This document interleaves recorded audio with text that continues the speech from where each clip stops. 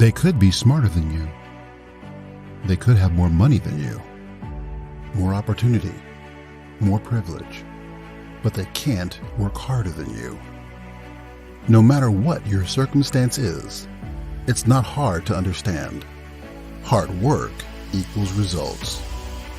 It's always the guy who is willing to hustle the most, willing to put in the time, willing to work harder than anyone else does. Those guys at the top, it seems like they have it all together, like it comes so easy to them. Well, it doesn't.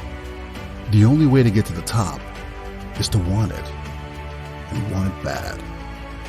That's the only thing separating you from the success you know you're destined for. But you gotta want it bad. So bad that you're willing to put more energy, more time, more effort in your stuff than anybody else will. So waking up at 5 isn't working? Wake up at 4. They read the book once, you read it twice. If they practice for 4 hours, you practice for 8. You gotta put in double, triple the amount of work than anybody else will. Why? Because if you want it bad enough, you'll sacrifice everything until you get it. Until you win. There are a million other people that want what you want. A million other people 2 steps ahead. A million people good at what they do. So you gotta be better. You gotta be willing to be better. Let me put it to you this way. It's one thing to be hungry, but it's another thing to be starving. Everyone's hungry for success, and it doesn't get them anywhere. But when you're starving for greatness and starving for success, there's nothing going to get in the way of you or your goals. When you start working, work like your life depends on it. Everyone else, well, they will work like it's work. But you don't get to do that. You got to work like this is the last opportunity, the only opportunity. Most people half-ass their life and still get what they want. Want it that easy? Too bad. Work harder. It's not clicking? Try it again. Keep at it.